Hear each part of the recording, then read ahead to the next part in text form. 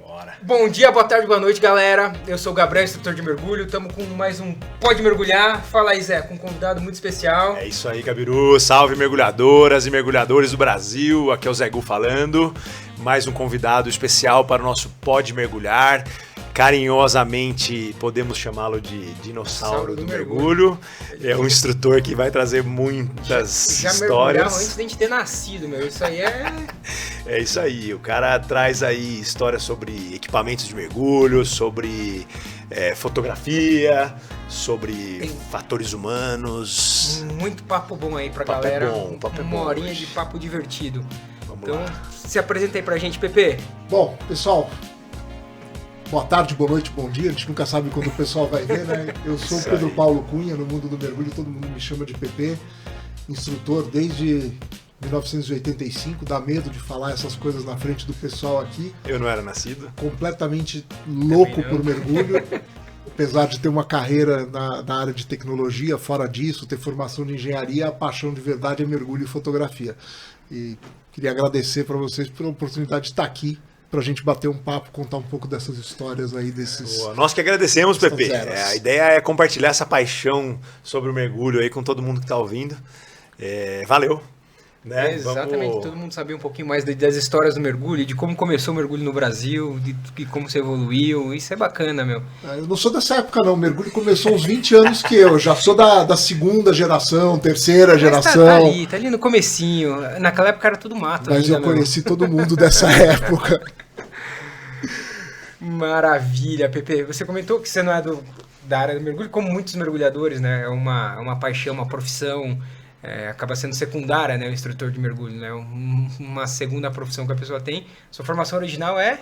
Eu sou engenheiro naval, com uma especialização maluca, talvez o único cara do Brasil especializado em fabricação de submersíveis. Mentira, Mas cara. a última vez que eu vi isso foi na faculdade, tá? Depois disso eu quase não mexi mais com essa brincadeira. Mas fala isso, dá umas perguntas boas É, pra essa pô, época, depois do... Submersível tá em alta agora. Exato. Depois da faculdade voltou agora. Voltou, me descobriram, eu lembrei que eu era isso agora quando começaram a me ligar, falaram, olha, você tem um trabalho publicado sobre submersíveis? Quando Eu achava seu falei, currículo. tem mesmo? Você não lembrava disso. Teve uns artistas aí que andaram tentando chegar no Titanic, né? E Não vou falar nada. voltaram, né? Não vou falar absolutamente nada disso daí. Essa história é Então tenebrosa. tá bom, pula essa Essa parte. daí, Vamos falar sobre E o... você começou a mergulhar em 83, cara, é eu isso? comecei a mergulhar, pra falar a verdade, em 78, 79. Caramba. Mas naquela época eu pegava equipamento emprestado de pai de amigo, mergulhava em piscina. E de onde surgiu esse desejo pelo mergulho? Cara, eu não Nasceu... tenho a menor ideia. Nasci com esse defeito. Quando eu tinha, sei lá, Acontece, 7, né? 8 anos, ganhei de presente, não é nem da época de vocês, os cilindros da Cobra, que chamava Cobra Mike. Não sei se vocês já viram isso daí, era um cilindro que boiava e o regulador era um snorkel. Então era um cilindro de plástico que você colocava nas costas, ficava boiando deitado e respirando por uma mangueira como se fosse Uma bela de uma regulador. geringonça, meu. Nossa, eu ia para a piscina do clube com aquele negócio e não saía mais. Mas só consegui fazer o curso para valer, terminar o curso em 83, porque não tinha grana. Então só quando eu comecei a trabalhar na faculdade que sobrou dinheiro para ir lá, tomar coragem e fazer meu curso na extinta Aquamundo. Boa. E aí, desde desse início no mergulho, o que mais te encantou primeiramente? Aí? Você gostou mais de qual área do mergulho? Mergulho técnico, mergulho... Cara, eu sempre fui um Caverna. cara que gostou da parte técnica do mergulho. Não interessa o que é. Né? Tinha gente que falava para mim que o negócio não era mergulhar, era toda aquela preparação que a gente tem para o mergulho, fazer a parte técnica do mergulho acontecer. Equipamento, tudo. Isso Mas sempre foi uma paixão louca. Eu acho que isso é mal de engenheiro, né? Eu também, eu costumo brincar, também sou instrutor de mergulho técnico, eu costumo brincar que o mergulho técnico é uma brincadeira de Lego para adulto, né? Que seu mergulho começa muito antes. Separar o equipamento, escolher, configurar, meu, é muito gostoso. Para mim é uma das partes mais prazerosas É do... prazerosa, eu diria que isso para mim é o que dá tanto prazer quanto fotografia. Esse é um negócio que você sair de um mergulho com uma foto legal, né, você vê uma foto tua na capa de uma revista, isso dá uma recompensa muito grande, pessoal, pra gente. Sim. Então eu sempre gostei muito dessa parte. E tem um lado que hoje não é mais tão significativo, mas tinha uma época que eu fazia exploração, né, de me enfiar em caverna que ninguém nunca tinha mergulhado. Hoje tem gente fazendo muito mais do que isso aqui no Brasil. Mas tinha essa coisa de você ser o primeiro em algum lugar, de você fazer alguma maluquice que ninguém fez, esse tipo de coisa. Mas acho que o tech, fazer um belo mergulhinho lá na Corveta, em Noronha, tirar Delícia. foto na Corveta. Quer me deixar feliz? Me deixa um mês em Noronha fotografando a Corveta, eu não preciso de mais nada na minha vida. Até eu que sou mais bobo ficar um mês em Noronha. Qualquer um, né? Fácil. Desde que você não esteja carregando o cilindro para um lado e para o outro. Né? Ficar de Justo. turista em Noronha é tranquilo. Ficar lá de Dive Master não tem muita graça. E aí você virou instrutor de mergulho. Quando foi isso, É uma história curiosa, né? Eu fiz o meu curso em 83 e aí a primeira descoberta que eu fiz foi que eu não tinha dinheiro para mergulhar. E naquela época tinha muito pouco instrutor e as escolas desesperadas por Dive Master. Então a escola, você não pagava para fazer o curso Dive Master, você fazia e trabalhava para a escola, estava bom. E aí foi que eu fiz o meu curso, naquela época chamava monitor, né? Não existia nem o termo Dive Master. Isso foi em 84. E aí, em 85, eu passei para instrutor, basicamente para custear os meus mergulhos. Né? Era uma forma de eu ir todo fim de semana para Angra dos Reis mergulhar de graça. E foi a forma que eu achei para sustentar o hobby até 91, quando eu comecei a ter uma vida profissional que dava algum dinheiro para aí poder sustentar o hobby. E aí você começou a fazer fotografias subaquáticas logo em seguida? Ou Não. você se tornou mergulhador técnico antes disso? Não, eu comecei com fotografia em 88. 88 eu ganhei minha primeira Nikonos. Ó. Né? Tempos que a gente era feliz que tinha uma maquininha que era desse tamanho, que fazia tudo direitinho. Né? Eu ganhei ela em 88, comprei os flash em 90, né? Aí você vê como era, né? Você comprava a câmera num ano, os braços no outro, o flash no outro. E aí comecei a fotografar para valer mesmo em 90. Aí acho que fui fotografando direto. Em 95 foi quando a gente começou a fazer as coisas de tech. Foi a época que a PGIC estava criando a PGIC Tech aqui no Brasil. Né? Eu muito amigo do Marcos Werneck na época, até hoje. E aí surgiu a oportunidade da gente fazer os cursos de tech lá nos Estados Unidos e a gente foi para fazer o curso, acabou voltando instrutor. Né? Boa. E Uma curiosidade do seu início como fotógrafo subaquático. Naquela época era muito difícil ser fotógrafo subaquático, né? Porque não tinha nada especializado direito assim, para essa atividade, né? As máquinas eram de filme ainda, você tinha que... Mas é um negócio engraçado. Você tinha mais equipamento especializado naquela época do que você tem hoje. Por quê? Não sei se vocês já viram uma Nikonos. A Nikonos era uma máquina da Nikon feita especificamente para fotografia subaquática. Então ela não tinha caixa estanque. Ela já era câmera selada era para estanque, isso. né? As lentes dela eram lentes feitas para fotografia subaquática. Então não tinha essa história de lente, adaptador, anel de extensão, domo que tem hoje. Era uma lente deste tamanhinho que ficava em contato direto com a água, desenhada para funcionar debaixo d'água e que produzia fotos absolutamente incríveis. Eu, se pudesse continuar fotografando com a Nikonos até hoje, eu era um cara muito feliz.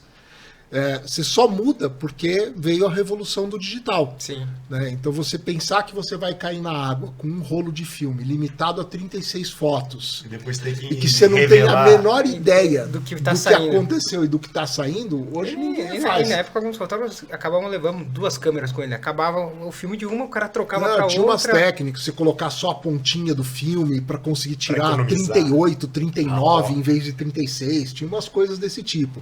Tinha gente que rebobinava filme em casa, conseguia tirar 42 fotos, umas maluquices desse tipo. Suas fotos saíram em revistas aí, nas revistas Saíram impressas, e dessa principalmente. época. E dessa época. Tem muito foto minha que você olha até hoje e você fala, caramba, a foto é incrível. Eu falo, cara, isso daí foi tirado com uma Nikonos há 30 anos atrás. E eu tenho elas guardadinhas lá até hoje. Eu tive duas Nikonos. E é uma coisa muito doida, né? Porque a tecnologia evoluiu muito, né? A tecnologia das máquinas fotográficas, as lentes, tudo isso evoluiu bastante e ao mesmo tempo que as fotos antigas ainda são... Você pega capas de revista lá Sim. de trás, são coisas incríveis, né? Claro que um monte de coisa facilita né? Naquela época, você tentar fazer, por exemplo, uma foto de uma caverna como se faz hoje, era uma loucura. Dava para fazer? Dava, mas você ia tentar 500 vezes até funcionar. E hoje a quantidade de luz que você tem, a intensidade dessas luzes, a potência, é tudo muito mais simples, né, para nossa vida. Tem coisas absolutamente bizarras. Por exemplo, a minha Nikon, eu tinha uma Nikon 5, né, que foi a penúltima que saiu. Né, tem umas outras mais velhas na coleção, mas a que eu usava era uma 5. E ela vinha acompanhada, casadinha com um flash que era o Nikon SB103. Esse flash, até hoje, para mim, ele é um dos melhores flashes que existem. É um vermelhinho, não? É um laranja. Laranjão. Você sabe que a gente usa até hoje isso. Que a gente coloca uns sensores para fazer os slaves. E são os melhores flashes para fazer slave em foto de caverna até hoje. Eu comprei 4 SB103 no eBay, que eu tenho guardadinhos lá em casa, para ser slave em caverna. Todas as fotos que eu fiz em caverna com slave, quando você amarra no cilindro do cara lá atrás, que ele vai batendo no teto, batendo em tudo quanto é lugar. Cara, é aquele flash. Não interessa o que você faz com ele. O meu que eu usava em 1988, 1990, ele funciona até hoje. Pus um cabinho lá de slave com sensor, ele tá lá, alegre e sorridente. A gente tem 5 desses flashes que a gente usa também. E os bichinhos são guerreiros, meu. É muito legal. Guerreiro. Põe 4 pilhas AA nele e você tá feliz. E sabe o que é engraçado? Porque eu tenho e já uso há muito tempo e eu não fazia a menor ideia da idade desses flashes. Pra mim, tipo, era só uma coisa que saiu de linha e, tipo, tá tudo certo. 30 anos. 30 anos. E se você quiser, você acha deles novos pra comprar. Porque teve gente que ficou com esse troço em estoque. Às vezes o cara vende lá por 50, 100 dólares. Toda vez que aparece no eBay eu compro um. Porque eu vou falar, cara, eu vou usar esse troço pro resto da minha vida. Não, eles são ótimos, meu. Puta, é a melhor coisa. Pra fazer as fotos em caverna, fazer como slave, aquilo ali. Não precisa mais nada. Só pra gente contextualizar pra quem tá ouvindo e não sabe, são os flashes que a gente amarra no mergulhador e coloca um sensor e quando a máquina dispara o flash, ela ativa esses flashes e dá uma noção de profundidade na foto, né? Então você acaba conseguindo iluminar muito mais. E é uma missão fazer isso, porque você tem que amarrar nos mergulhadores, os flashes têm que funcionar, porque às vezes eles são sentimentais, às vezes eles não funcionam. O mergulhador tem que lembrar de deixar o sensor no lugar em que ele seja visto. Exato, às vezes você monta uns no chão para iluminar o fundo da caverna. É uma maratona. É uma ciência fazer esse negócio funcionar e dar certo. Agora, você imagina tentar fazer isso na época do filme, porque hoje o digital você bate e você olha, o flash daquele mergulhador não disparou, Zé, arruma um sensor aí. E uma coisa interessante, quem estava falando, né, da evolução dos equipamentos, e hoje tem equipamento, que custa um carro zero, se você for comprar um equipamento subaquático para tirar foto, e não se usa ainda os flashes modernos, a gente usa esses antigos que, funcionam super bem. E essa era uma coisa que naquela época, por incrível que pareça, fazer fotografia submarina era mais barato. Porque você comprava uma Nikonos, o corpo custava, sei lá, $1.000. Você não tinha que comprar caixa estanque, não tinha que comprar domo, você não tinha que comprar nada. Você comprava Nikonos, comprava 2 ou 3 lentes, comprava uns anéisinhos de extensão para fazer macro, cabia tudo numa malinha desse tamanho e você era um cara feliz.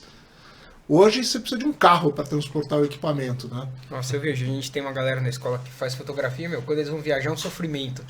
Carregar toda aquela tralha, aquele peso e a preocupação de danificar o material. E você sabe que isso me custou uma época na fotografia, né? Porque quando o filme começou a desaparecer, né? Na hora em que saiu o digital, em terra todo mundo migrou para o digital e aí ninguém mais tinha paciência para fotografar com filme, né? Perdeu a graça do negócio.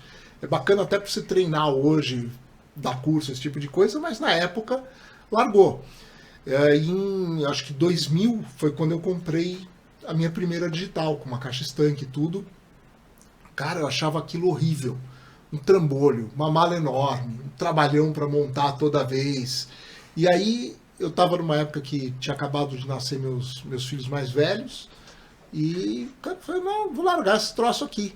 A minha caixa estanque de 2000, ela deve ter feito, sei lá, 20, 30, 40 mergulhos. Não passou disso. E aí você tá no meio da viagem, você risca teu domo, aí aquela confusão pra polir o domo, Vai entrar numa caverna com uma Nikonos e com uma caixa estanque. Cara, a Nikonos você esconde aqui embaixo do braço, dobra o flashzinho, fica aqui, vira um negocinho desse tamanhinho.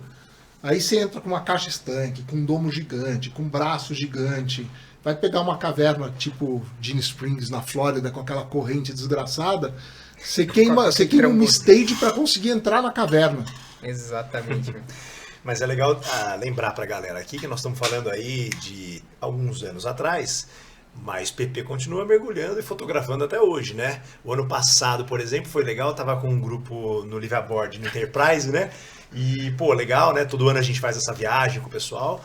E aí o pessoal, a Vivian me ligou e falou, Zé Gu, será que dá pra liberar uma cabine, deixar uma cabine que vai um pessoal? Eu falei, claro, mas quem é, né? Não, fotógrafo, fazer umas fotos lá. Aí chegou lá, é o PP, cara. Pô, super legal. Lembra que nós passamos o feriado juntos? Acho que foi ano passado isso aí. Acho que foi 21. Acho que foi Faz final de uns 21, anos. uns 2 anos. Você tá fazendo umas fotos de propaganda, de equipamentos de mergulho, Exatamente. né? Eu vou Bacana. muito pro Enterprise porque é um mergulho tranquilo, fácil, adoro aquilo. Delicioso. E que é perto, né? Não dá Claro, aquela dor de ótimo. cabeça. Todo mundo devia experimentar isso uma vez, pelo menos, que já é o início de um liveaboard, inclusive. Né? É o melhor liveaboard que a gente tem no Brasil hoje, né? Come bem, tranquilo, mergulhinho que sempre dá certo, não tem tempo ruim, Preocupações. não tem zero. preocupação, rola umas fotinhos legais. O barco é Cara, uma delícia. pra mim, eu estando debaixo bom. d'água, pra mim tá bom. Isso. Eu não faço questão nenhuma de estar no melhor mar do mundo, de ter água super limpa. Até hoje, eu me divirto em qualquer lugar que eu caio na água. Boa. É pura paixão por estar debaixo d'água. Aquela história. Quer desestressar, pega uma piscina, põe um cilindro, vai lá Fica para baixo comendo. e se esconde 2 horas no fundo da piscina, sem celular, sem nada. Você volta outra pessoa. Para mim, isso daí tá bom. Agora, já viu o PP mergulhando, tirando foto, mas já viu o PP também vestido com aqueles equipamentos antigos de... Mas deixa eu perguntar Fala um aí, negócio fala aí. pra ele que comentaram não, né? Todo mundo sabe, né? Mas não sei se todo mundo sabe que a foto é dele. Como assim todo mundo sabe? Todo mundo já viu essa foto, meu. Qual foto? Tem a foto da Carol Sharap no Wilma Hooker. lá em Saiu em Bonaire, revista, em boné. Essa foto ela tem uma história muito E engraçada. o fotógrafo foi o PP. Muita gente já viu essa foto e não faz nem ideia que foi você que tirou essa foto. Muita né? gente copiou essa foto. Tem muita gente que fala que a foto é fake, que ela é feita no Photoshop. Né? É uma foto da Carol Schrapp, que é recordista aí de apneia. Ela já instrutora teve aqui de- no podcast, inclusive, meu. Um dos primeiros. Fiz várias episódios. viagens com a Carol para fotografar. Né? A Carol foi minha modelo oficial durante uns 4 anos. Pô, que legal. E essa foi uma das primeiras viagens. Eu estava voltando a fotografar, tinha acabado de comprar o equipamento de novo.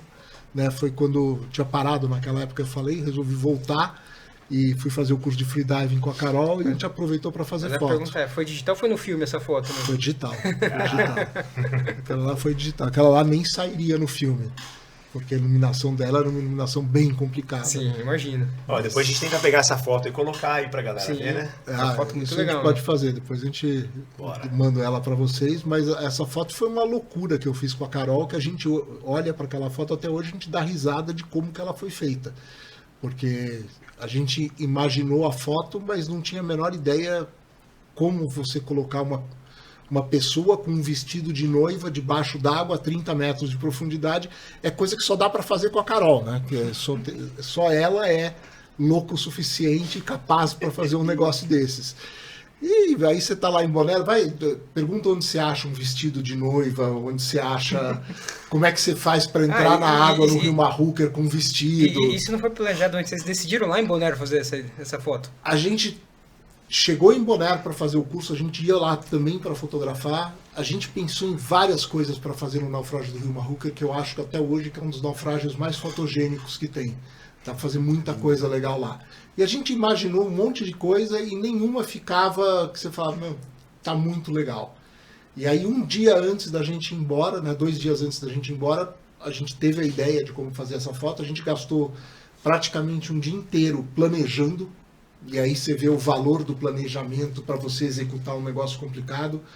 Porque você vê o pessoal fazendo hoje, copiando esse tipo de foto, fazendo isso daí nas Bahamas, é uma equipe de 10 pessoas. Tem mergulhador de segurança, tem cara com cilindro, com cabinho para dar regulador para mergulhadora, tudo ensaiado, tudo preso no naufrágio. Cara, era eu e a Carol, mas ninguém. Né? Como é que a gente entra na água com 4 cilindros, com vestido, com lastro? Como é que a gente posiciona? Como é que a gente coordena? Como é que a Carol respira? Tudo isso daí a gente passou um dia planejando. E aí a gente foi lá no dia seguinte, caiu na água, executou e a foto saiu do jeito que a gente tinha imaginado. Bom, né? E a foto ficou incrível, meu. Essa foto já rodou o mundo. Eu acho que todo mergulhador pelo menos aqui do Brasil, já viu essa foto, cara. Não tem como não ter visto essa foto. 10 anos depois, ela continua sendo a minha foto favorita. Eu tenho ela... curiosamente, já vendi um monte delas em quadro. O pessoal faz ela impressa em canvas, né? Com aquele tecido que parece uma tela de pintura. Eu tenho aos montes aí. Acho que a única vez que eu ganhei dinheiro com fotografia na minha vida foi com essa foto. Imagino, mas é muito legal a foto. Essa daí tem uma longa história. Pode pegar, se colocar eu e a Carol aqui para contar essa história, vocês vão dar muita risada. Um episódio só sobre essa. Dá um episódio. Não, deve ter sido uma Dá um episódio porque foi bizarro. A logística para fazer um negócio ali desse. Não é simples de entrar e sair, ainda mais com um vestido de noiva ali, na água, tudo molhado. Quando você fala de... Não, mas é confortável, né? A Carol poder fazer uma apneia, ou enfim... Só pode mergulhar com aquilo que tá embaixo d'água, com aquele vestido todo... E o tecido enrolando em você, meu, deve ser... Aquilo ali é a foto do MacGyver, cara. É pura improvisação, puro planejamento. Mas a Carol é fera. A Carol não tem... Eu provavelmente... Carol acho que passaria uma festa de casamento inteira em apneia, né? Eu não conheço ninguém com quem eu tivesse conseguido fazer aquela foto que não seja a Carol. Então, eu acho que nem se tivesse a 5 metros de profundidade seria tão fácil fazer. Tanto que o pessoal fala, né? Não, o PP tem aquela foto no Naufrágio que é lindo. Aquela foto não é do PP. Aquela foto é 50% do PP, 50% da Carol. Porque a ideia nós tivemos em conjunto e se não fosse ela, a foto não tinha saído de jeito nenhum. Eu tava lá, eu era o carinha que carregou as tralhas e clicou. Mas o trabalho pesado foi da Carol. Imagina. Boa. Viu, mas bora falar dos equipamentos antigos aí, dessa sua pira aí de colecionador. Essa história também é engraçada, porque, cara, eu adoro equipamento. Que nem a gente estava brincando, né? O negócio de engenheiro se adora. E eu sempre fui fascinado por como que os equipamentos evoluíram. Porque equipamento de mergulho, se você for olhar, cara, nos últimos, tirando o computador e lanterna, eu acho que o que a gente usa hoje tem praticamente zero de diferença para o que a gente usava em 1970. É o tipo de coisa que não evolui. Então eu sempre tive uma atração por aquilo que aconteceu antes de 1970, 1980. Principalmente com equipamento de mergulho profissional. Né? A gente, até 1950 e pouquinhos, o único jeito que tinha de mergulhar era escafandro. E no mergulho profissional, hoje... ninguém usa equipamento scuba, né? É um troço que não é seguro para o mergulho comercial, né? Para você trabalhar debaixo d'água. Então ali você viu um monte de coisas acontecendo ao longo dos anos e eu tive a oportunidade de comprar meu primeiro capacete, comprar meu primeiro regulador antigo, de achar uma máscara antiga para compor um kitzinho com regulador. Tem uma coisa que eu tenho vontade de ter em casa, é um capacete. Um capacete, é o MK5, né? É um Mark V. Vai gastar uma Sabe graninha o que é mais legal do que hoje. você ter um capacete? É fazer o curso para você usar isso aí. Vai rolar logo na Dive for Fun, hein? Fala aí, Pepe. Esse é divertido. Bora fazer esse curso aí. Porque eu já tinha mergulhado com todos os meus equipamentos, né? Já tinha mergulhado com o Mark V em 1990 e alguma coisa, tive uma oportunidade de experimentar. Tá aí uma coisa que a gente nunca fez, né? Precisamos fazer isso, né? Então, eu tenho um cursinho bem legal, tava falando pro Zé Gu, que é um curso em que a gente pega todos os equipamentos de mergulho profissional de várias épocas e coloca o pessoal para usar na piscina para trabalhar para valer, montar uma estrutura, ver como é a vida de um mergulhador profissional. Homens de honra. O Mark V ele é o mais difícil de fazer, porque não é um equipamento trivial para você mergulhar, por uma razão super simples, são 100 quilos de equipamento. Não é qualquer um que consegue colocar 100 quilos de equipamento sentado, levantar, andar, não é um negócio trivial. Não, né? eu imagino toda a logística, né? Porque ele é conectado por um umbilical, né? Tem que ter toda a estrutura. O umbilical é fácil.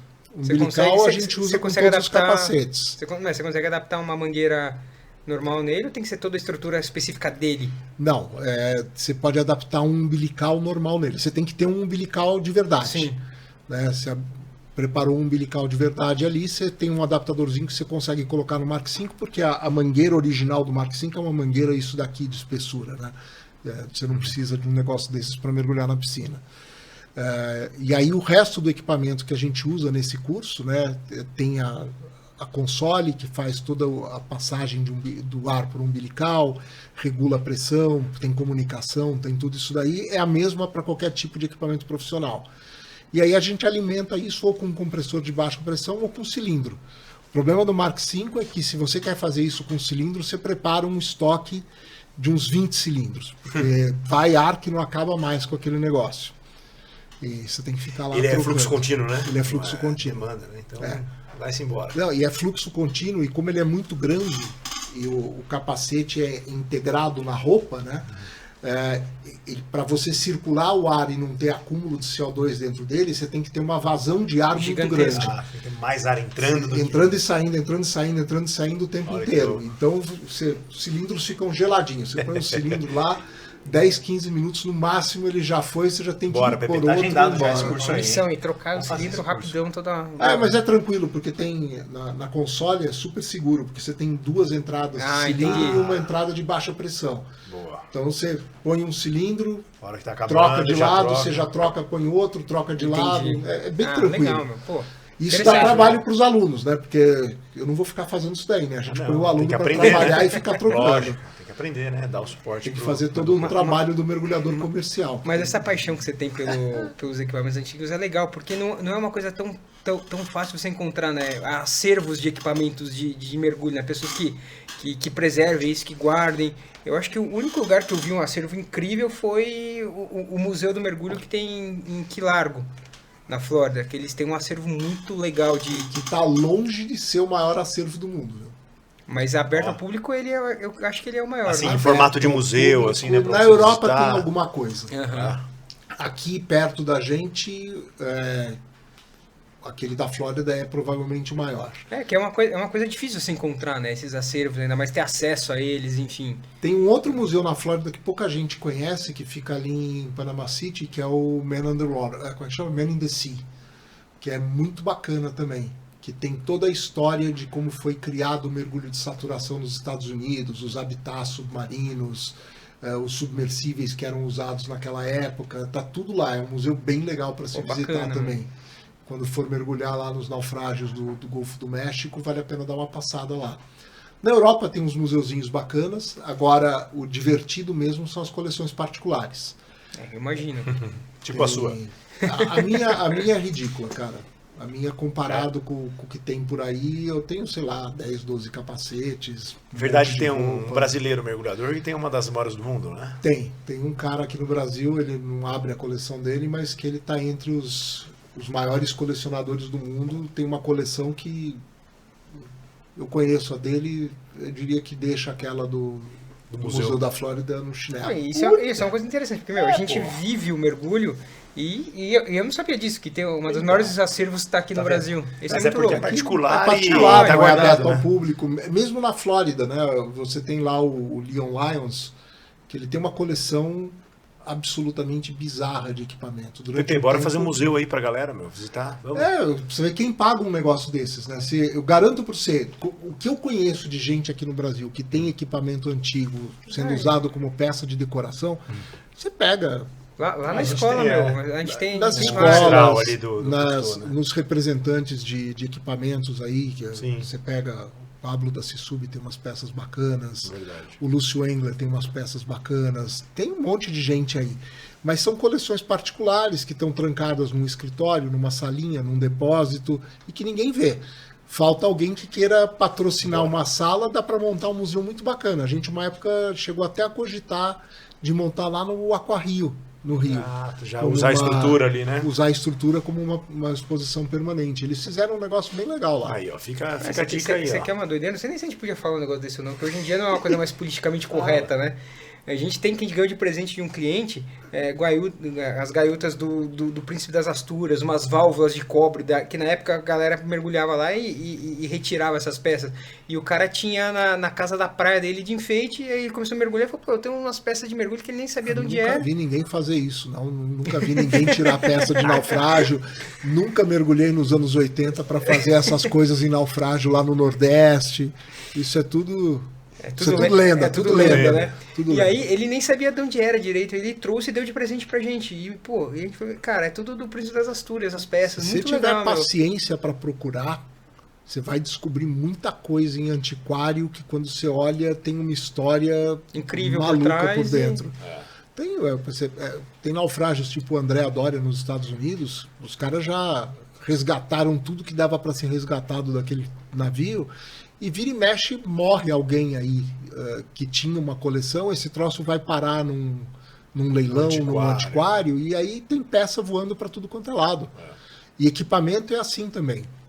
Vira e mexe, tem um monte de gente na Europa, principalmente, escarafunchando lá, vendo leilões, vendo porque espólio. eu acho que esse tipo de coleção é uma coisa muito pessoal, né? O cara tem que ter a paixão pelo negócio, né? Daí quando o cara morre e fica pra família, a família já não tem mais interesse em ficar com esse tipo de coisa. Eu imagino que vá Tanto tudo que pro... no meu guia do que fazer depois que o PP morrer, tem o nome dos caras para quem minha família tem que procurar para vender minha coleção por um preço decente. Pô, põe nosso nome. Cara, muito inteligente isso aí da sua parte, viu? Isso aí não gera Senão vai pro confusão, lixo. já deixa tudo certo. Não porque só tem valor pra quem entende e sabe conhece, o que é. né? Se Cara, fica no... e tem valor. Tem Lógico. um Mark V original em boas condições hoje. Você pegar um na época da Segunda Guerra ou coisa parecida, você compra um por $15.000 lá nos Estados Unidos. Imagino que suas câmeras fotográficas também, você deve ter todas elas guardadas. Todas. Tem umas outras besteiras também. Uma câmera fotográfica eu guardei todas dentro e fora d'água. Computador eu tenho muita coisa guardada. Dá para fazer uma brincadeira legal. Mas de equipamento de mergulho a coleção é bizarra. Eu acho que eu nunca joguei uma peça minha fora. Durante muito tempo, tudo que eu podia comprar, que eu achava por aí por um preço razoável, eu comprava. Então tem... O triste é olhar que eu mergulhei com boa parte das coisas que estão hoje no museu. Né? Aí você vê o lado dinossauro. Mas a parte boa que você viveu. Isso. Tudo isso, e mais bacana do que isso, a minha coleção ela tem uma coisa que é um pouco diferente das outras. Muita gente tem as coleções para manter em exposição. O que eu faço? Eu faço questão que os meus equipamentos sejam todos mergulháveis. E eu já mergulhei com a maior parte deles. Então, se você quiser pegar um regulador lá de 1950 e ir para a água com ele, pode ir que ele vai funcionar. E eu tenho esse meu amigo que coleciona, cara, é maluco, mas a gente já foi mergulhar para Laje com o equipamento da época do Mike Nelson, os dois loucos. Ele levou uns equipamentos desses para Truck Lagoon, para mergulhar. Tem foto dele mergulhando nos naufrágios de truck com regulador dos anos 60, 70, é divertido. Precisava fazer aquele nosso Mistral funcionar, né, meu? Fácil. A manutenção do Mistral é baba. Pronto. Você acha todas as peças, acha tudo. Coitado, tá abandonado lá na escola, meu. Ô, Pepe, sobre cursos de mergulho hoje em dia, você tem ministrado cursos de mergulho de fotografia, mergulhos aí sobre equipamentos, até algum foco principal? Como é que você tá nessa... Hoje é aberto. Assim, eu desencantei um pouco de dar aula de mergulho comercialmente. Durante muito tempo fui instrutor de escola, mas eu tenho paixão por ensinar quem quer aprender e gosto de ensinar direito. Então, esse esquema de você ter que dar o curso num prazo fixo, de ter que cobrar barato para fazer aquilo, fazer o cara ir para a água rápido, esse troço não funciona comigo. Então, hoje o que eu faço? Hoje eu dou cursos privados para amigo que me procura, que mostra que legitimamente tem vontade de aprender. Aí eu continuo dando desde o Open Water até Tech Trimix. Show. Né? Terminei 21 lá em Noronha, estava terminando um curso de Trimix de uma amiga minha. Legal. Que fez o ciclo inteiro, né? Ela começou a fotografar comigo, ela foi desde não vou dizer do avançado, mas desde do intro do Tech até o Trimix a gente fez juntos. Legal. E agora ofereço aí para as escolas que se interessam muito mais cursos para o pessoal se divertir, como esse dos equipamentos profissionais. Eventualmente do curso de fotografia, é um negócio que eu tenho uma paixão muito grande, mas vamos dizer, não invisto muito tempo em dar aula disso. Uhum. E de coisa mais séria, tem os cursos de história do mergulho também, que a gente dá. Que legal. Tem o curso dos equipamentos comerciais e tem os cursos de fatores humanos, que é um negócio que eu comecei a me interessar faz 2 anos e que agora eu ia puxar esse assunto aí, mas agora que você já tocou... Não vai sair do assunto. Isso é legal, cara. Fatores humanos é algo que está isso aí dá papo por uns 5 podcasts, fala aí, Zé. Dá pra começar agora. Mas é muito legal. Uma temporada. Esse é um assunto diferente, né? Na época, eu tenho uma característica de ser um cara extremamente curioso. Eu não consigo ver alguma coisa na minha frente e não ler, não querer estudar, não querer aprender.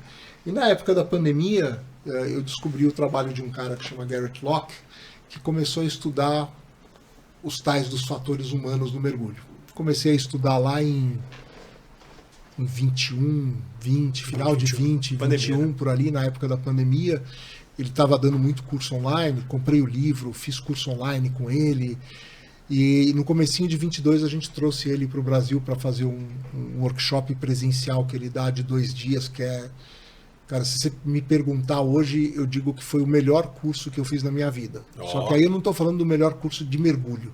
Eu estou falando do melhor curso em geral, incluindo tudo que eu fiz de treinamento corporativo, de liderança, de trabalho em equipe, de tudo que você pode imaginar. Eu nunca fiz um curso que eu aprendi tanto em 2 dias e tirei tanto conhecimento num prazo tão curto. E quando esse curso terminou, eu estava com o olho arregalado assim, eu encostei no Gerrit e falei, Gerrit, como é que eu continuo isso daqui? Como eu propago isso, né? Como eu passo isso pra aprendo, frente? passo esse troço para frente? Ele falou, cara, você pode entrar num programa de desenvolvimento de instrutor. A gente tem hoje, na época ele tinha acho que 7 instrutores no mundo inteiro. Eu falei, não, quero fazer, né? Já me convenceu, na hora. Na hora, imediato. Vira Só instrutor, que pronto. depois eu fiquei me xingando, né? Porque eu fui descobrir que o Gerrit é um dos caras mais exigentes. Acho que talvez ele seja o instrutor mais exigente com quem eu já trabalhei. O assunto tem uma profundidade enorme, uma Você quantidade já finalizou esse enorme de curso? coisa. Ainda não? Eu estou na reta final dele. Hoje eu posso dar os cursos básicos, né? Os introdutórios, as palestras que nem a gente fez lá na Aquadive, na Dive for Fun. Mas agora, esse mês, esta semana que está entrando, se Deus quiser, eu saio como talvez o 11º instrutor da Human Dive. Nervos à flor da pele, esse momento é bom, hein? Nervos à flor. Eu brinco que você trabalhar com um cara exigente como ele te deixa num estado de nervos e se começa a colocar em dúvida, né, se você é capaz de fazer aquilo ou não. Cara, eu nunca tive medo de fazer prova na minha vida, mas essa daqui eu tô ralando, tô estudando, tô me preparando porque eu sei o que ele vai me cobrar durante esses cursos, né? E vai ser sorte do pessoal que vai fazer os cursos aí nessas 2 semanas, porque vai estar com ele na sala e sabendo que ali não tem pergunta não respondida, né? O cara é uma enciclopédia ambulante de 20 anos de estudo disso. Legal. Que tá lá para responder. E vamos dar uma introduçãozinha desse assunto, só para explicar para a galera um pouco sobre o que nós estamos falando. Para a galera entender, conhecer e provavelmente a gente poder marcar uma próxima palestra, um curso na escola, para quem se interessar poder vir. Esse é um assunto fascinante, porque ninguém fala disso no mergulho, ou ninguém falava disso no mergulho. Mergulho, quando você vai para um curso, pega um Open Water, por exemplo, você dá lá uma parte teórica do que é o ambiente marinho, como que funciona o mergulho, e você vai para a piscina e ensina para o cara um monte de habilidades técnicas, né? Como é que o cara desalaga a máscara, como é que o cara troca ar, como é que o cara usa o colete, e assim vai. Mas você fala muito pouco das habilidades não técnicas no mergulho. O que são habilidades não técnicas? São coisas como formação de equipe, liderança, comunicação, que a gente chama de consciência situacional, de você perceber o que está acontecendo à sua volta, você reconhecer quais são os fatores que fazem com que você tenha mais chances de cometer erros. E essas coisas não são técnicas, são as tais das habilidades não técnicas que você junta tudo dentro de um pacote chamado fatores humanos. E o mergulho ele é um esporte de contemplação, cooperativo, né? Então você está ali num social todo, você depende de todo mundo que está no barco, do seu grupo, da sua dupla. Quantos times você tem aí, né? Exato. Você e seu dupla é um time, você, o seu dupla e o instrutor é o outro time, é o Dive Master que está na água. Você tem um outro time que são os mergulhadores que estão na água com o capitão do barco. E isso depende muito do trabalho em equipe. Sim. À medida que você vai saindo do básico ali, então, do Open Water, quando você entra no técnico, eu diria que 50% do sucesso de um mergulho técnico não está nas habilidades técnicas, está nas habilidades não técnicas. E ninguém fala disso em lugar nenhum. Né? Ninguém ensina isso. Não ensinam isso nem um curso de instrutor, que é um negócio para mim bizarro, porque o instrutor ele está liderando um time. Ele é a referência para os alunos ali. E a maioria nenhum dos cursos de instrutor que eu conheço fala explicitamente sobre habilidades não técnicas. Eles falam um pouquinho de técnica de didática, como que você transfere o conhecimento, mas ele não entra numa coisa extremamente importante que é a questão do erro humano. Se você olhar os acidentes de mergulho, da forma que a gente trabalha, principalmente no mergulho técnico, ou no ambiente de um scuba, de um open water, você tem um nível de redundância de equipamento ali que é praticamente impossível você ter uma falha de equipamento. E a maioria esmagadora dos acidentes é justamente a falha humana Se você olhar, do operador do equipamento. Você tem uma pesquisa do Garrett que mostra exatamente isso. Ele analisou mais de 1000 incidentes de mergulho, tentando pegar qual é a causa raiz daqueles incidentes. E você percebe que no fundo daquilo está a questão do erro humano.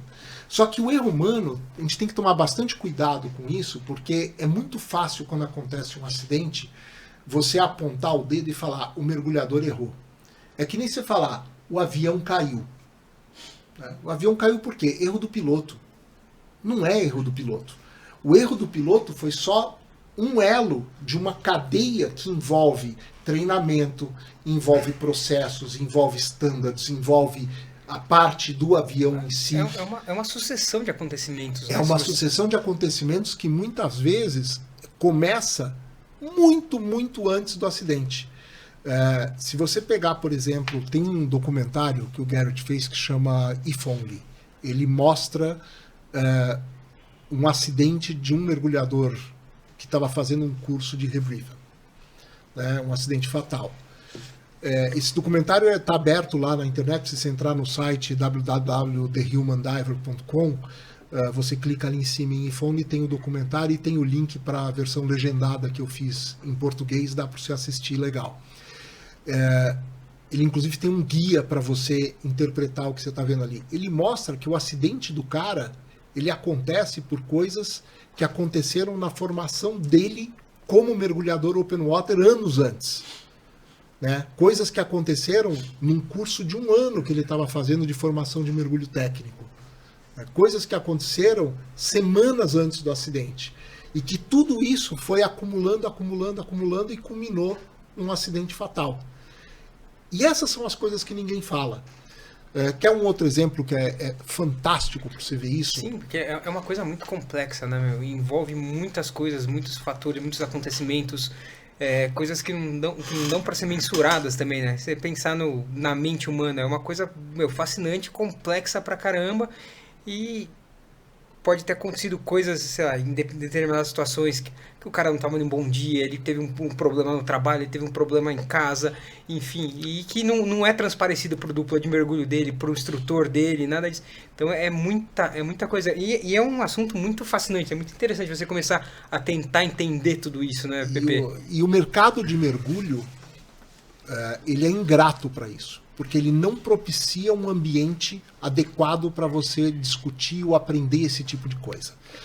Porque essas situações acabam se tornando um tabu, né? Quando você tem um acidente, você tem alguma coisa, uma infelicidade, então, é um tabu se conversar sobre isso, né? Diferente da... Onde deveria ser um aprendizado. Se você não conversa, você não tem aprendizado. Exato. Diferente da aviação, que tudo que acontece é reportado. Bingo. Então você consegue ter um estudo, entender e melhorar e ajustar as coisas para que não se aconteça mais, né? A aviação, desde os anos 70, 80, que os caras reconheceram que fatores humanos são essenciais para a segurança. E aí entra essa cultura de aprendizado com o erro, de você reportar o acidente, de você não buscar a culpa, você buscar a causa, de você divulgar o que aconteceu. Os relatórios de acidente de aviação são todos abertos. Você vai no YouTube, você pega o Aviões e Músicas lá, o canal do Lito, você pega o canal do Mentor Pilot lá, por exemplo, os caras contam toda a historinha do acidente e contam como. Ele não quer apontar o culpado. Ele quer entender por que o acidente ocorreu e como é que você faz para que ele não volte a ocorrer. Sim, eles apontam os fatos. Eu acho que quando tem pessoas que não estão envolvidas olhando para aquilo, que são imparciais, você consegue ter cabeças pensando e entendendo o que está acontecendo, né? E mais importante... Isso só acontece quando você passa essa informação para frente, né? E tem que passar a informação direito. Quando você investiga um acidente de aviação, você tenta contar a história toda. Porque os acidentes eles não acontecem porque o cara tomou uma decisão errada. Primeira coisa que todo mundo tem que ter na cabeça, o ser humano é falível. Mas cedo ou mais tarde, você vai tomar uma determinada decisão que para você, naquele momento em que você tomou a decisão, aquilo era a coisa certa para fazer. Por quê? Você estava dentro de um contexto, você tinha um determinado conjunto de informações, você tinha uma determinada experiência, você processou um nível de estresse, você processou e falou, aquilo era melhor que eu podia ter feito. Então você olhar para um acidente e falar, o troço aconteceu porque o cara caiu na água com o cilindro fechado. Ninguém decide que ele vai sair de casa e cair com o cilindro fechado na água e morrer. Eu acho que só para exemplificar isso pra galera, acho que quase todo mundo já assistiu aquele filme, o Sully, do Hudson, que tentaram de todos os jeitos que a culpa fosse do piloto. Porque se ele tivesse pensado no time certo na hora certa, ele conseguiria ter feito o retorno e pousado no avião. Só que aí fizeram aquilo que falou, mas só que ele levou alguns segundos... 15 segundos para descobrir o que estava acontecendo. E esse tempo foi o crucial, porque eles colocaram uns pilotos no simulador e todos conseguiram pousar o avião voltando. Só que todos sabiam o que ia acontecer e estavam preparados para tomar aquela atitude. E aí quando tiraram 15 segundos desses pilotos, ninguém mais conseguiu fazer o pouso. Você lembrou de um negócio super legal e que, se alguém se interessa por esse assunto antes de assistir uma palestra, antes de fazer um curso ou qualquer coisa... Vai lá, procura no Netflix, ou seja lá onde está o filme do Sully, O Milagre no Hudson, e assista esse filme. Só que não assiste ele como um filme de aventura com o Tom Hanks ou coisa parecida, do heroísmo do Tom Hanks. Olha para tudo o que acontece dentro do filme, porque esse filme ele é uma aula de fatores humanos, Sim. De ponta a ponta. Não, é muito interessante, esse filme é muito legal. E o livro do Sully, então, é melhor ainda. Porque ele entra em muito mais detalhe. E ali você vê tudo. Você vê o trabalho em equipe entre piloto, copiloto e tripulação de cabine, e pessoal do controle de tráfego, e resgate, e polícia. Como que tudo isso interagiu para funcionar. Como é que o Sully coloca toda a experiência que ele tinha acumulado ali. E aquilo tem exemplos assim, que você fala... o cara errou porque o cara não seguiu o checklist. O cara errou porque o cara não fez o procedimento. Por exemplo, ali no filme você vê coisas que...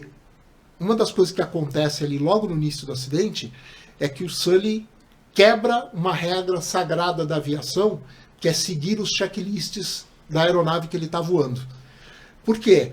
Porque ele sabia que tinha um checklist ali para o caso de pane de 2 motores... E ele também sabia que aquele checklist tinha sido desenhado para quando o avião está em altitude de cruzeiro. E que aquele procedimento que estava ali não ia funcionar porque ele estava a 700 metros de altura. Não ia dar tempo. Então a primeira coisa que ele faz, em vez dele ir no checklist e seguir o checklist, tenta restartar os motores, não sei o quê, ele liga a turbina auxiliar para ele ter potência para controlar o avião, para ter eletricidade no avião, para ter hidráulica no avião. Sem isso, ele tinha caído na hora. Aí entra nessa situação que você falou, né? Deles terem tentado no simulador e terem conseguido. Né? Tem a história dos 15 segundos, porque quando os caras sentaram no simulador, eles já sabiam o fim da história. Então, na hora em que os 2 motores param, eles já viram para um dos aeroportos e tentam pousar. Mas outra coisa que eles mostram ali foi quantas vezes os pilotos que estavam no simulador tentaram antes de conseguir. Eles não conseguiam pousar na primeira. Eles tentaram 15, 16, 17 vezes. Na 17ª ele consegue pousar. E o Sully fala no filme, na cena ali do julgamento, ele fala, cara, eu tive uma chance. Tinha que dar certo na primeira.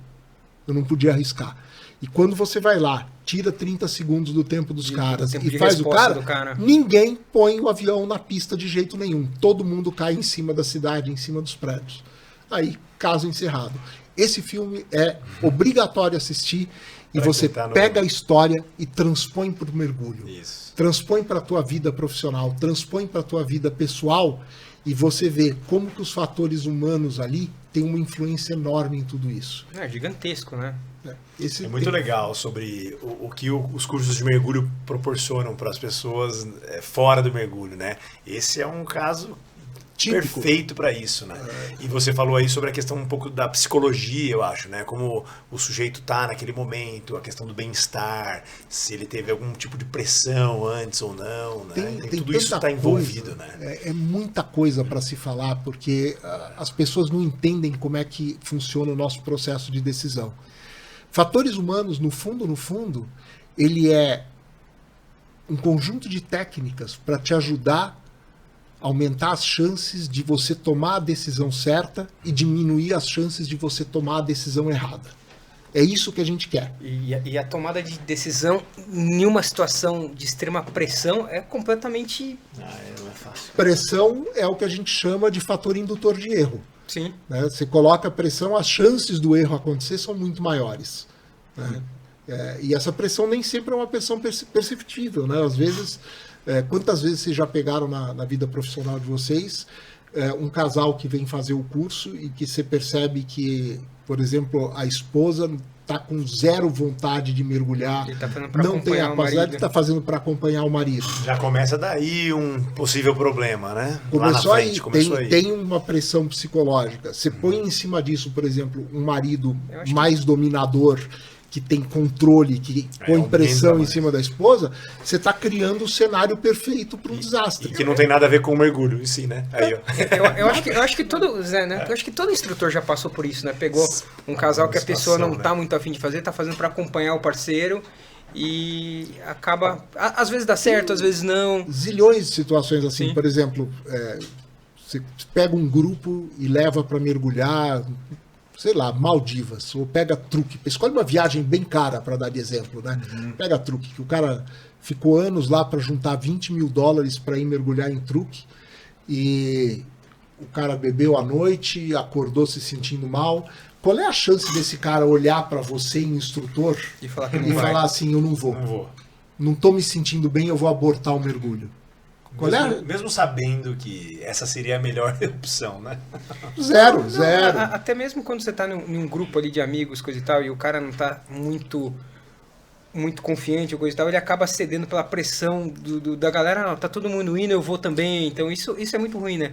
E é uma coisa que eu sempre falo para meus alunos, eu falo, cara, se você não acordou bem, você não tá feliz, não vai ser seu último mergulho, só vai ser mais um mergulho. Ele Então, pode ser o último. se você for... Se você for desse jeito. Exato. E se você olhar a quantidade de acidentes que acontece por causa disso, é um troço inacreditável. E tem muita lição aí. A gente fala que fatores humanos... Tem muito para aprender, né? E principalmente eu acho que o mundo do mergulho em si, eu acho que precisa, nesse ponto dos fatores humanos e olhar com mais seriedade esse tipo de situação. Mesmo nessa questão dos acidentes, né? De Exato. reportar os acidentes, a gente aprender melhor com os acidentes que aconteceram, Não, porque hoje em dia é um pouco acobertado isso. No próprio mergulho, na questão dos rebreathers, tem um fórum, eles têm uma planilha que eles tentam Não tem repor. mais, parece. Não, né? acabou, o cara parou de fazer. Nem parou? isso não tem, Isso era legal. Isso era bastante. um cara que e tinha- era interessante porque você conseguia entender minimamente as situações, o tipo de equipamento que a pessoa estava usando, as condições que a pessoa tinha estava. alguma informação, Sim. mas não tinha a história. Por isso que eu falo, Não, assista o vídeo do If Only, que você vai entender o quão importante é você entender o entorno. contexto em que o cara estava para você Nessa- poder entender por que ele tomou as decisões. Nessa planilha do cara, eles tentam, resumidamente, acho que na última coluna, ele tentava contar um pouco da história quando ele tinha informação a respeito. Mas era uma coisa muito básica, era muito... E você vê, pergunta... Vou criar polêmica agora. né? Basicamente, com essa planilha, você conseguia olhar, grosso modo, basicamente as profundidades que estavam, os locais, o tipo de equipamento que a pessoa estava usando, o nível de experiência dela, e só. era isso. Era tudo que você tinha. Agora, você tem aí, teoricamente, em todas as certificadoras, quando você tem um incidente ou um acidente, você tem que preencher um relatório Você de tem um incidente formulário, e mandar. um report para mandar Né? para a Que certificadora. nem todo mundo manda, né? Porque os caras têm medo que se mandar aquilo vai ter alguma represália, né? O que a gente chama de falta de segurança psicológica e cultura justa, né? O cara tem medo de ser penalizado pelo que aconteceu, ele tem medo de ser ridicularizado. Então, você quando o cara preenche e manda alguma coisa, o que a certificadora faz com aquilo? Ele ser julgado que ele não é profissionalmente capaz de fazer o que ele está fazendo. Entendeu? Ela engaveta, né? Ela engaveta. Ah, Ela esse engaveta por quê? Porque aquele relatório existe porque ele é uma proteção legal para a certificadora, que se ela for processada, ela fala, o erro foi do instrutor, não foi meu. Foi assim a vida inteira. Agora, um caso específico nos Estados Unidos, que envolveram a certificadora, dizendo que a certificadora era responsável pela qualificação do instrutor, que era responsável pela etiquetinha que tinha na porta do dive center. Aí os caras estão começando a ficar um pouco com o pé atrás. Mas você não tem em lugar nenhum, já criaram um sistema para isso tudo, ninguém reporta, ninguém divulga os acidentes. Então, zero aprendizado em cima disso. Bem interessante. Os acidentes, nem os incidentes. Nem, né? muito menos incidente. Pô, tomara que esse curso seu propague bem aí pelo Brasil, aí pelos instrutores, principalmente, mergulhadores técnicos, né? Isso é saudável. Que a gente faça uma... Isso daí deveria melhora. ser... Tem uma certificadora... Não, além de saudável, é um tema muito interessante, Pepe. É uma coisa que, que se deixar, a gente passa o dia todo conversando aqui. fácil, Legal pra caramba. Fácil. Eu acho que por conta dos meus fatores humanos momentâneos, eu não vou conseguir fazer agora nessa turma, mas na próxima põe meu nome lá. A próxima já vai ser em português. A ideia é montar pelo menos uma turma a cada 3 meses aí. E tem, Com certeza iremos participar. tem curso online que dá para fazer. Seremos eu estou seus alunos traduzindo mesmo. os cursos. Acho que assim, para mim foi uma descoberta. Mas eu acho que os fatores humanos do contato é mais legal do que fazer um online, meu. Também acho. Mas tem uma parte que ser preparatória, teórica, que é legal você fazer online, porque você já adianta e já põe a sua cabeça para pensar. Então, quando chega no curso presencial, você já está dentro do contexto, você já sabe o que tem que acontecer ali. Então, você tira muito mais proveito. Eu acho que a gente pode usar esse episódio de podcast para fazer um movimento aqui na internet para que a galera se conscientize e comecem todos com esse curso do PP e se torne uma discussão saudável sobre o assunto, o tema, e todo mundo cresça com isso, né? Para trazer mais segurança para o mergulho, né? A ideia é essa, né? Não só para o mergulho, né? Para o mergulho ele faz muita diferença, porque o mergulho é um dos piores exemplos de como isso não é usado. Mas fatores humanos é um negócio que é completamente genérico por natureza. Sim, para tudo. Você faz aplicações específicas dessa teoria toda para qualquer área. Eu estou construindo agora, por exemplo, um curso de fatores humanos para operações de missão crítica em tecnologia. Né? Essas operações gigantes que tem de banco, essas coisas que não pode parar nunca, também tem fator humano envolvido nisso. O sistema não cai sozinho porque deu vontade. Né? Quanto causa de prejuízo para um banco? Às vezes o cara apertou um botão ali, era o outro botão que era para apertar, pronto. O que a empresa faz? Tchau. Quem foi que apertou o botão? Tira o cara. Zé Bu, você está demitido. Aí a não arrumou o problema, né? Aprendeu quanto com isso? Zero. Verdade. Então, isso é um negócio que é sensacional, e eu estou oferecendo para toda a escola que quiser, eu estou oferecendo palestras gratuitas para a gente começar a falar disso. Eu estou fazendo isso porque eu acho que isso pode mudar a cultura do mergulho. Não inventei essa história. Quem veio com essa história de que é possível fazer diferente, é possível mudar, é possível ser melhor, foi o Garrett Locke, e ele transmite isso com muita paixão para os instrutores deles, e a gente tenta reproduzir isso e trazer para todo mundo. Então, as palestras estão aí, vocês foram dos primeiros a fazer. O Zé, de cara, quando eu anunciei que estava dando para fazer, o Zé falou, eu quero trazer isso daqui para a Aquadive, para a Dive for Fun. Né? Até agora a gente já fez isso em 4 locais, né? Foram 3 escolas mais uma empresa. Eu estou dando isso porque eu acho que isso pode mudar o perfil da segurança no mergulho. Com toda certeza, e trazer benefício para todo mundo, né? Todo mundo. Para todos os mergulhadores, instrutores, para a comunidade em geral, né? Tem algumas profissões que quando o cara faz esses cursos, o cara fala, cara, por que eu não aplico isso dentro da minha profissão? Dia a dia, né, profissão? Um exemplo disso é médico. Né? Medicina, cirurgia, UTI, é um cenário de risco. Completamente. Né? E que a mesma teoria se aplica, e se você for olhar como funciona um hospital, os caras estão literalmente no século passado em fatores humanos. Eles a tecnologia evolui, os equipamentos são cada vez melhores.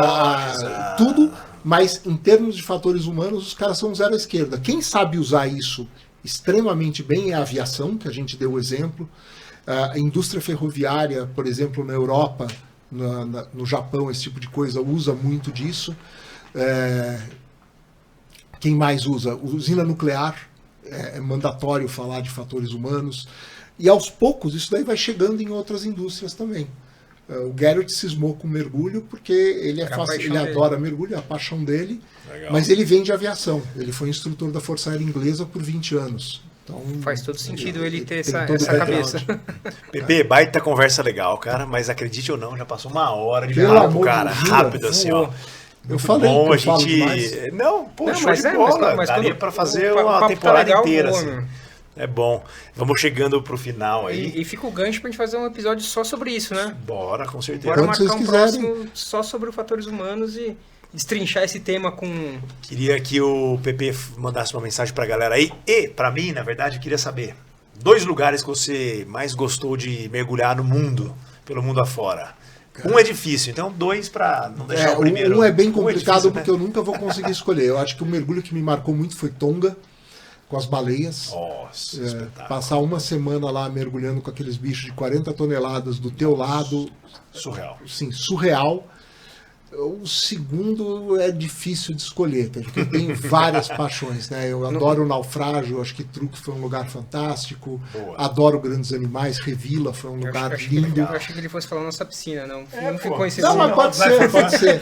Mas o número 2, para mim, por incrível que pareça, eu dou nome, endereço e telefone para ele. Corveta Ipiranga em Fernando de Noronha. Maravilhosa, É um né? clássico. Sempre bom. É um clássico, é um Aquele mergulho azul que ali, não dá. Aquilo ali é um mergulho para voltar toda hora e fazer, refazer, Todo ano, refazer. pelo menos. Vale a Passei pena, né? 21 eu tava lá, eu acho que a gente ficou a semana inteira ali, devemos ter feito 4 ou 5 mergulhos na Corveta. Era pra... Maravilha. Eu passo o dia lá, se precisar. Mas eu acho que esses 2 são os grandes. Pô, Pepe, que legal, cara. Valeu, obrigado mais uma vez pela sua visita, Pelo pela papo, sua que foi muito companhia, legal. pelo papo. Muito bom que deu certo. Que seja o primeiro papo de vários. Estamos aqui, diretamente Maravilha. dos estúdios Basement. Né, Gabiru? Valeu pelo papo, pela conversa. Um brinde aí Um brinde. pela sua Pepe. dedicação. Pessoal, obrigado pela oportunidade. O que vocês precisarem pela história, né? Eu não faço isso para ganhar dinheiro nem nada. Eu mergulho, dou aula por pura paixão. Então, estamos às ordens aí pra gente fazer o que quiser. Eu acho que isso é Tem- mandatório pro mergulhador, né? Todo mundo faz por paixão, né, cara? Essa paixão que não que tem explicação. Eu não Tem consigo que ir primeiro, explicar. com certeza. E tem lá, eu tô no Instagram, Pepe Cunha, quem quiser, só entrar lá, olhar, me mandar DM, o que quiser. E logo a gente vai estar subindo um site de fatores humanos aqui. Vai ter bastante Maravilha, novidade Pepe. vindo aí pela frente. Obrigado pela Valeu, oportunidade. Pepe. Valeu, Bom, valeu. Tamo junto.